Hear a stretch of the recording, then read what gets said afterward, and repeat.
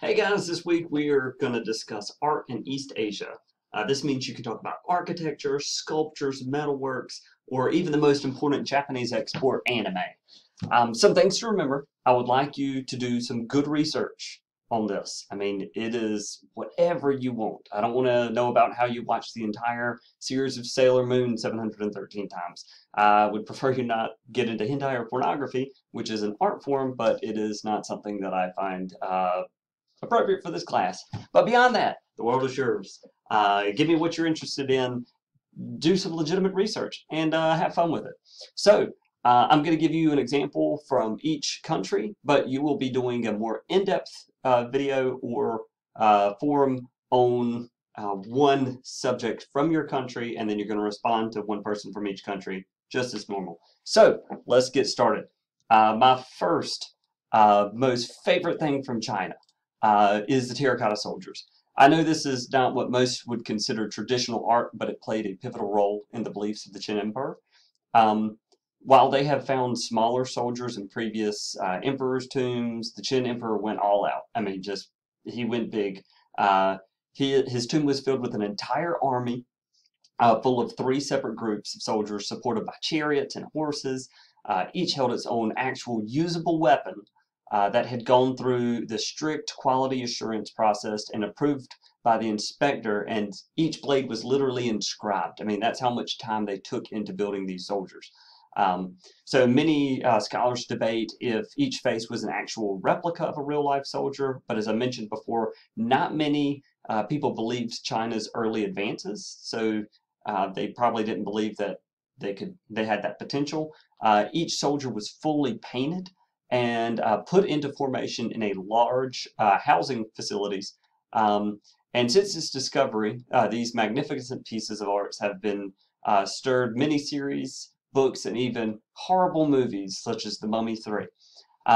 So my favorite piece, or actually, while I've got you here, I've got some examples of when I was in China, and you can buy a small replica Terracotta Soldiers. This is the Emperor, obviously, and then you can get, the foot soldiers with their spears and whatnot, and this guy right here with his actual metal portion on his Chinese weapon.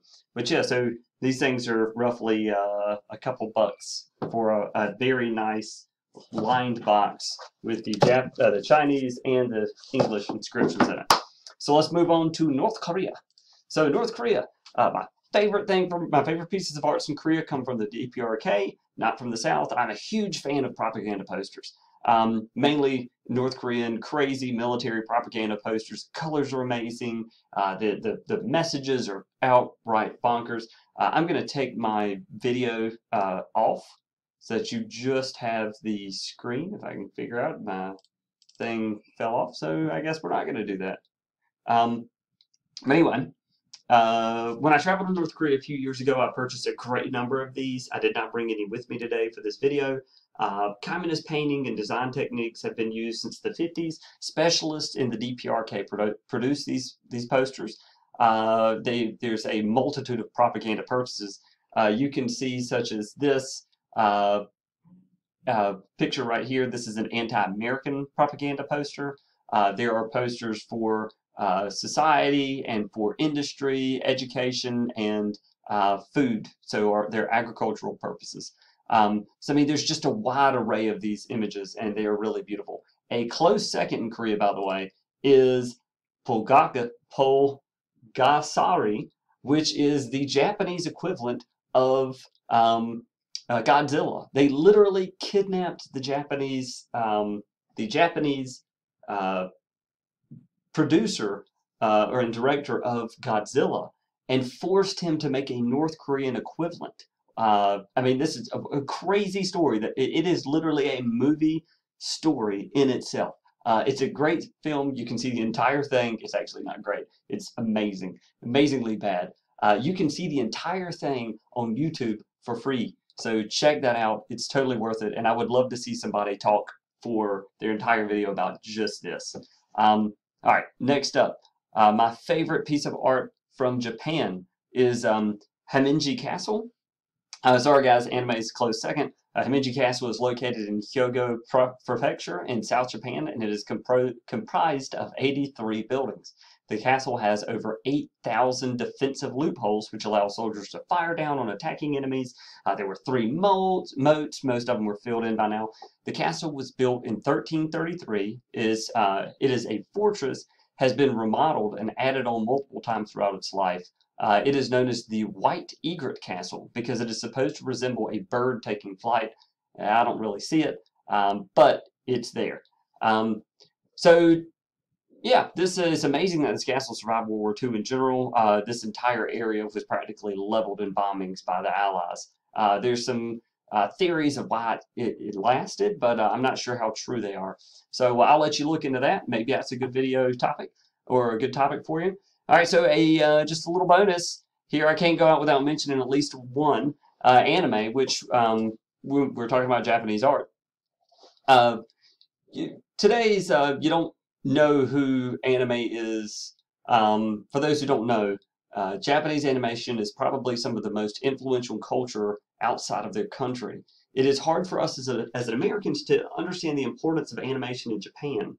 Animated series and movies are not targeted towards children as they are in America. They are an actual art form. They are actual movies. They are real storylines and emotional tales of characters. If you want to experience what a true anime is, watch my favorite anime movie. It's called The Grave of the Fireflies. It will make those of you who have not already exposed to the genre feel things that an animated series has never done before. The only thing that comes close is Futurama Season 2, Episode 5, Jurassic Park. Some of you may know that one. It is a tearjerker and a cartoon, which is not something that we're used to. So that is a very brief introduction to art. 3 separate pieces of art from 3 different countries, technically 5. I want y'all to find something you like, talk about it. It does not have to be some boring school stuff. This is a culture class, and art is comprised of movies. Do not get into music. We are going to have an entire week on music next week. So anything that is not music art. So it can be videos, movies, television shows, it can be anime, it can be architecture. I mean, like I said, go into detail, have fun with it, enjoy. I'll see y'all next week.